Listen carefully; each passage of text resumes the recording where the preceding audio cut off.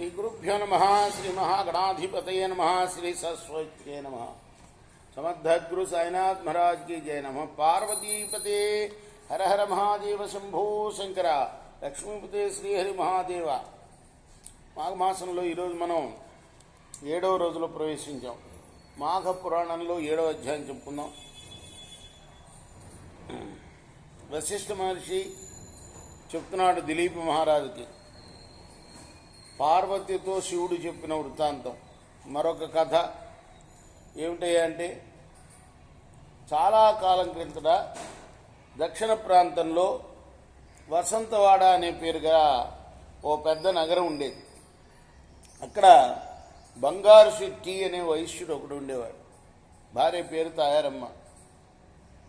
ఈ బంగారు శెట్టి ఎంతో పిసినిగొట్టు, వడ్డీల మీద వడ్డీలు వసూలు చేయటం, డబ్బులు పెంచుకుంటాం, కానీ ఏ రోజు ఒక దాన ధర్మం చేసి ఎరగడం. పాపం తాయారమ్మ చాలా మంచిది, కానీ ఏం చేస్తుంది? ఆ రోజుల్లోనూ ఈ రోజుల్లో ఉన్నారు, భర్త ఇలా చెప్తే అలా వినాల్సిందే కదా.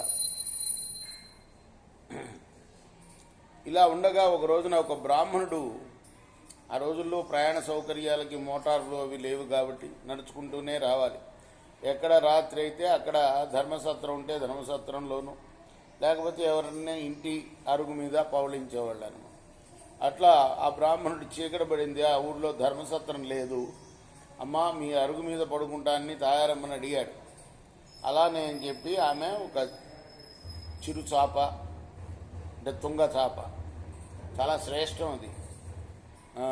దర్భాసనము, తుంగ చాప, పడుకుంటానికి తుంగ చాప, కూర్చుంటానికి దర్భాసనం చాలా మంచిది, అతి పవిత్రమైనవి అన్నమాట. అందుకోసమే వాటిని నెత్తి మీద పెట్టుకుంటాం మనం. అర్థమైందా? ఎవరైతే అణిగి మణిగి ఉంటారో వాళ్ళని నెత్తి మీద పెట్టుకుంటారు ప్రజలు. అలానే మనం కింద వేసుకొని కూర్చున్నాం, కానీ దాన్నే నెత్తి మీద పెట్టుకుంటాం, దర్భని కదా. అటువంటి చక్కటి ఒక తుంగ చాపని ఇచ్చింది పడుకుంటానికి, ఓ దుప్పటి కూడా ఇచ్చింది పాపం.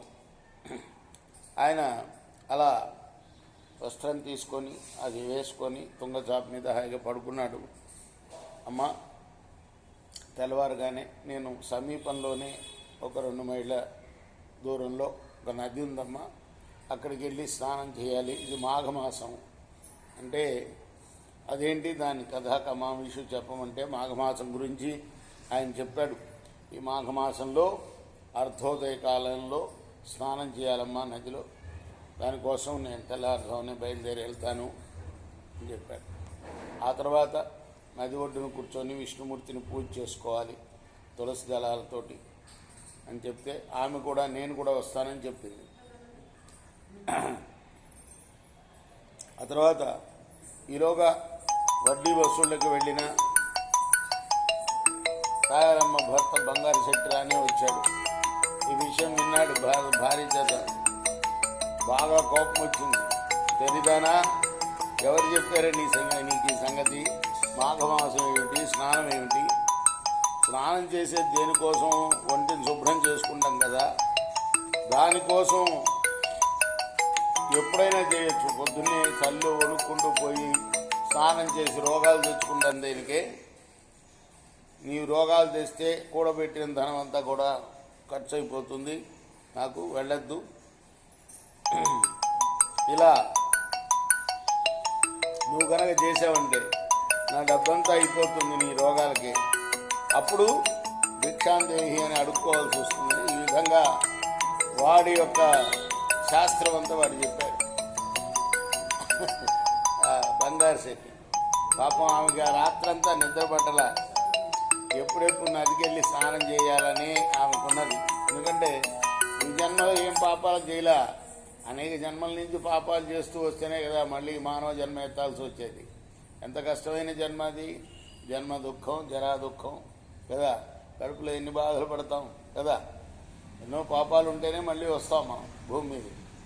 కాబట్టి ఆమె ఆ పాపాలు తొలగించుకోవాలి, పొద్దున్నే మాఘ స్నానం చేయాలని ఆ బ్రాహ్మణుడు లేవగానే ఆయనతో కూడా కలిసి వెళ్ళి మాఘ స్నానం చేసింది. ఈ సంగతి ఈ బంగారు శెట్టికి తెలిసిపోయింది ఎట్లానో.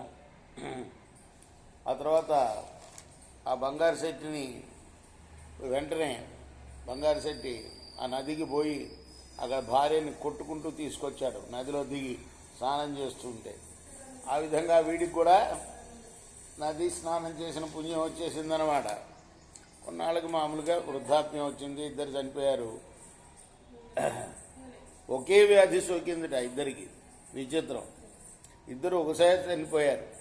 కానీ బంగారు సిట్టి తీసుకుపోవడానికి యమభట్టులు వస్తే తాయారమ్మని తీసుకుంటానికి విష్ణుదూతలు వచ్చారు. అప్పుడు తాయారమ్మ యమ భటులతో పలికింది, అయ్యా ఇదేం అన్యాయం అయ్యా, ఆయన్ని యమలోకానికి తీసుకుపోవడం ఏంటి, ఇద్దరం సమానమే కదా, సమానమైన పుణ్యమే ఆచరించాం కదా, ఆయన కూడా నాతో పాటు నదీ స్నానం చేశాడు కదా అంటే వాళ్ళన్నారు, అమ్మా నీ భర్త అనేక మందిని హింసించాడు, అన్యాయంగా ధనార్జన చేశాడు, అనేక మంది దగ్గర అసత్యాలు పలికాడు, నరకం అంటే భయం లేకుండా భగవంతుడిపై భక్తి లేకుండా వ్యవహరించడం వల్ల యమలోకాలకి తీసుకుపోతున్నామని అమ్మభటులు చెప్పారు. మరి ఆ తర్వాత ఎంతకీ ఆమె వాదన వదల్లా, లేదు లేదు ఈయన కూడా నాతోటి పాటు మహా స్నానం చేశాడు కాబట్టి ఆ పుణ్యం దక్కాలి, పాపాలన్నీ పోవాలి ఆయనకి అనగానే చిత్రగుప్తుడి దగ్గరే తీసుకెళ్లి లెక్కలు చూపించారు, ఇద్దరు లెక్కలు. సో ఇద్దరికి సమానంగా ఉన్నది పుణ్యం అన్నమాట. దానివల్ల ఆ చిత్రగుప్తుడు చెప్పిన దాని ప్రకారం యముడు వీడిని కూడా తీసుకోండి రా వైకుంఠానికి అన్నారు. ఆ విధంగా అంత పిసినిగుట్టు అయినప్పటికీ, అంత దుర్మార్గుడు అయినప్పటికీ మాఘస్నానం అర్ధోదయ కాలంలో నదిలో చేసినందువల్ల వాడికి కూడా ఆ వైకుంఠ ప్రాప్తి కలిగింది. నమ పార్వతీపతే హర హర మహాదేవ శంభో శంకర, లక్ష్మీపతే శ్రీహరి మహాదేవ. కృష్ణార్పణమస్తు. స్వస్తి ప్రజాభ్య పరిపాలయంతాం న్యాయేన మార్గేణ మహిమహీష. గో బ్రాహ్మణేభ్య సంస్నిత్యం లోకాః సమస్తాః సుఖినో భవంతు. కృష్ణార్పణమస్తు. జై కృష్ణ.